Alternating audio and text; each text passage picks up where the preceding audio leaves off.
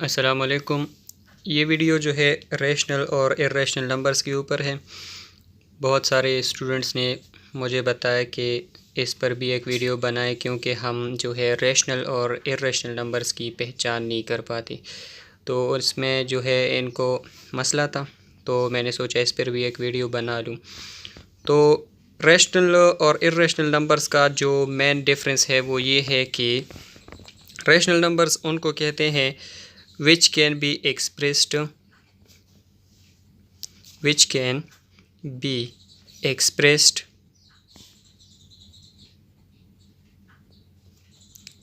in p by q form.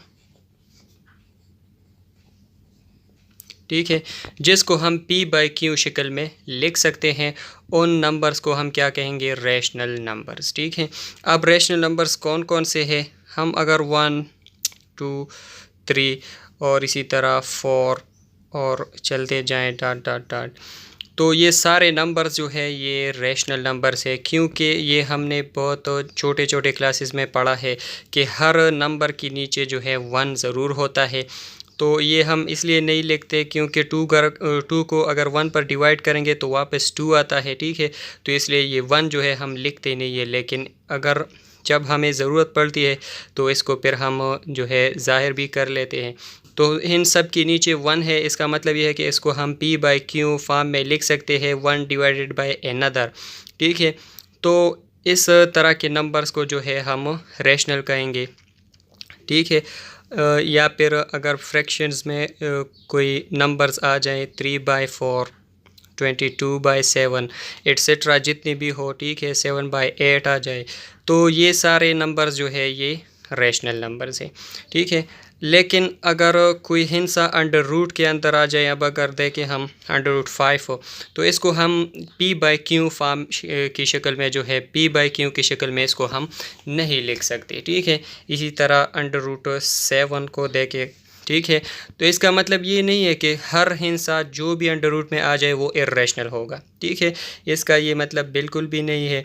लेकिन इसमें एक बात यह है कि अगर अंडर रूट में कंप्लीट स्क्वायर आ जाए, जैसे कि 36 को अगर हम देखें तो 36 जो है 6 का स्क्वायर है। ठीक है, तो इसका स्क्वायर रूट तो 6 आता है, लेकिन ये अंडर रूट के अंदर आया है, तो इसका मतलब ये नहीं है कि ये इर्रेशनल है, ये बिल्कुल रैशनल है, क्योंकि इसका आंसर जो है 6 है। तो 6 हमारे पास जो है रैशनल नंबर है। ठीक है, तो इसी तरह पाई बी जो है इर्रेशनल नंबर है, इसको भी हम जो है p बाई क्यू फॉर्म के में जो है नहीं लिख सकते। ठीक है, इर्रेशनल नंबर्स वो नंबर्स होते हैं which can not be expressed in p by Q form. ठीक है, इसको हम डिवाइड फॉर्म में नहीं लिख सकते। अब बात करते हैं terminating and non terminating numbers की। ठीक है, इसमें बहुत सारे लोगों को जो है मुश्किल होता है पहचानना। ठीक है, तो टर्मिनेटिंग डेसिमल की मैं आपको बात करता हूँ। ये हमारे पास एक फ्रैक्शन दिया गया है 3/8। ठीक है, तो इसका मतलब ये है कि 3 को 8 पर डिवाइड करना है। ठीक है, लेकिन 3 8 से छोटा है, तो हम यहाँ पर पॉइंट लगा लेंगे और यहाँ पर 0 आ जाएगा। तो 8 का टेबल अब हम स्टार्ट करते हैं। तो 8 3 जा 24, इससे 6 आ गया। ठीक है, यहाँ पर 0 लगा लें तो यहाँ पर भी 0 आ जाएगा। 8 7 जा 56। ठीक है, तो इससे 4 आ जाएगा, यहाँ पर 0 लगा लेंगे तो यहाँ पर भी 0 आ जाएगा। 8 5 जा 40। ठीक है, यहाँ पर ख़त्म हो गया। तो वो डिवीज़न जो कुछ डेसिमल पॉइंट के कुछ हिंस से बाद ये देखे 3 हिंसों तक हमने जो है 3 नंबर तक हम चले गए, तो ये जो है इसका डिवीज़न जो है वो स्टॉप हो गया।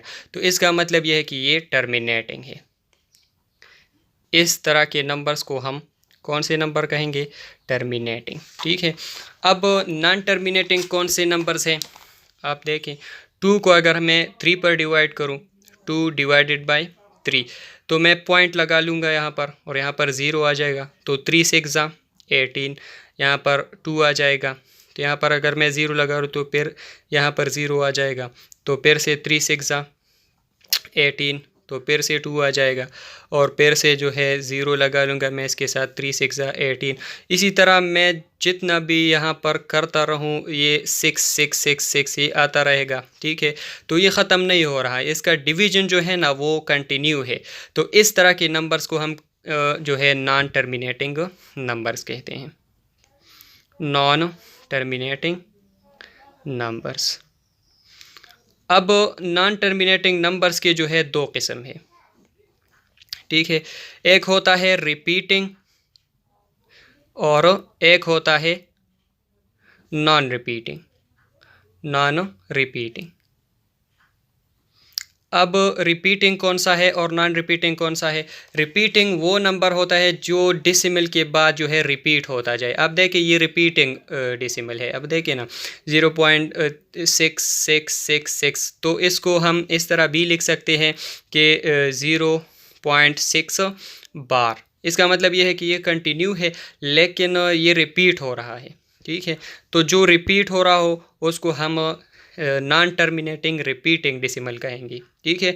लेकिन कुछ नंबर्स इस तरह आते हैं कि उसमें जो है जो ये डेसिमल के बाद जो नंबर्स है 666, ये 666 एक जैसे नहीं आते, इस मतलब चेंज आते हैं, तो उसको फिर हम नॉन रिपीटिंग डेसिमल कहेंगे, नॉन टर्मिनेटिंग नॉन रिपीटिंग, ठीक है।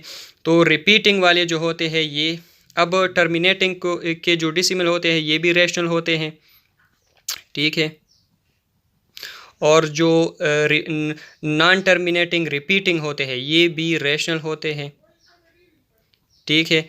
और जो नॉन टर्मिनेटिंग नॉन रिपीटिंग है ये फिर इर्रेशनल में आते हैं, ठीक है। ये आपने बस ये आपने याद कर लिया तो सारा जो रैशनल और इर्रेशनल की बात है वो आप लोगों को कभी भी उसमें मसला नहीं होगा, ठीक है। ये आपने बस ये एक सिंपल सा एक चार्ट है कि जितने भी जिसको हम पी बाई क्यू शक्ल में लिख सकते हैं वो रैशनल होंगे, जिसको हम नहीं लिख सकते वो इर्रेशनल होंगे।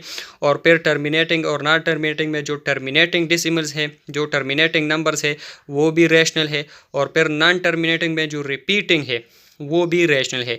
और नॉन टर्मिनेटिंग नॉन रिपीटिंग जो नंबर्स है वो फिर इर्रेशनल नंबर्स है, ठीक है। उम्मीद है आप लोगों को समझ आ गया होगा। फिर भी अगर कुछ मसला हो तो मुझे कमेंट में बताएं और मिलते हैं नेक्स्ट वीडियो में। अल्लाह हाफिज़।